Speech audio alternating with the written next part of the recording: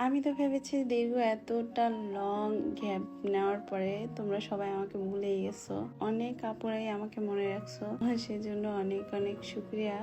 আসসালামু আলাইকুম এভরিওয়ান, কি অবস্থা, সবাই কেমন আছো? নিয়ে আরেকটা ব্লগ ভিডিওতে তোমাদের সবাইকে ওয়েলকাম করছি। প্রিয় আপু আছে যারা আমাকে ইনবক্স করে প্রতিদিনই আমাকে জিজ্ঞেস করে, আপু কেমন আছো, আপু ভিডিও দিচ্ছ না কেন, আমি কেন ভিডিও দিতে পারছি না। কাজের ব্যস্ততার কারণে আমি ঠিকভাবে আসলে ভিডিও ঠিকভাবে দিতে পারিনি, অনেক ব্যস্ত ছিলাম, প্লাস অসুস্থ ছিলাম। তো সবকিছু কাটিয়ে আজকে ভাবলাম যে একটা ভিডিও তোমাদের সাথে শেয়ার করি। এবার থেকে ইনশাল্লাহ তোমাদের সাথে রেগুলার ভিডিও শেয়ার করার চেষ্টা করব।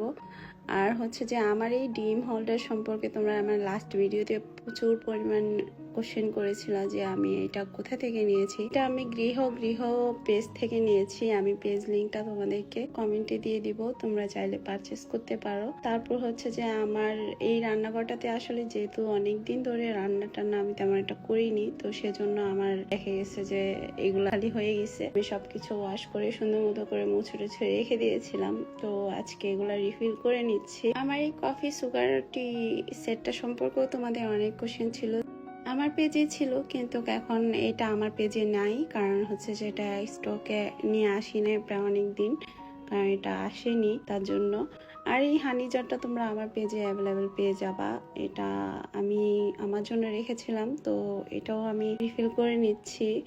আমার রান্নাঘরে আসলে সবগুলো জিনিসই তোমরা অনেক বেশি পছন্দ করো, আর তোমাদের সাথে আমার শেয়ার করতেও অনেক বেশি ভালো লাগে। ভিডিও ঠিক মতো করতে না পারার কারণে, যার কারণে আমার অনেক পার্সেল আছে যেগুলা তোমাদের সাথে শেয়ার করা হয়নি। তো ইনশাল্লাহ এখন থেকে ডেইলি তোমাদের সাথে চেষ্টা করব যে প্রত্যেকটা জিনিস তোমাদের সাথে শেয়ার করার। হচ্ছে যে সকালের নাস্তার জন্য আমি এখানে ডিম সিদ্ধ বসিয়ে দেই। হ্যাঁ, ডিম সিদ্ধ যেটাতে বসাইছি সেটা নিয়েও তোমাদের কোশ্চেন আসবে জানিয়ে, এটা তোমরা পেয়ে যাবা সিরামিক্স ক্যানভাসে। সাইজটা খুবই ছোট্ট, এত বেশি কিউট। গ্লাসের কুকিং পট অনেকগুলা ইউজ করছি, কিন্তু আমার কাছে সবচেয়ে বেশি কিউট এই কুকিং পটটা লাগছে। তো তোমরা চাইলে এটা পারচেস করতে পারো সিরামিক্স ক্যানভাস থেকে। আমি পেজ লিঙ্কটা অবশ্যই কমেন্টে দিয়ে দিব। তারপর ইদানিং ব্যস্ত থাকার কারণে আমি অনেক আপুদের ভিডিও দেখতে পাই না, এখন থেকে কন্টিনিউ তোমাদের ভিডিও দেখতে পারবো, কারণ এখন আমি একদম ফ্রি হয়ে গেছি।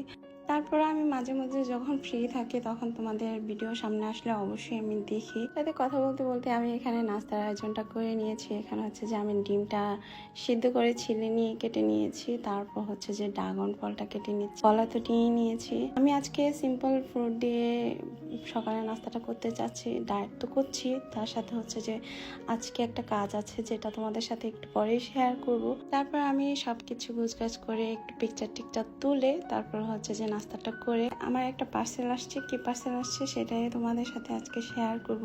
চলো কি পার্সেল এসেছে সেটাই তোমাদের সাথে আনবক্স করি। নিউ পানিসা কোয়ালিটি পেজ থেকে আমার জন্য পাঠানো হয়েছে এই 3 পায়ার ওডেন অ্যাস্থেটিক টেবিলটি।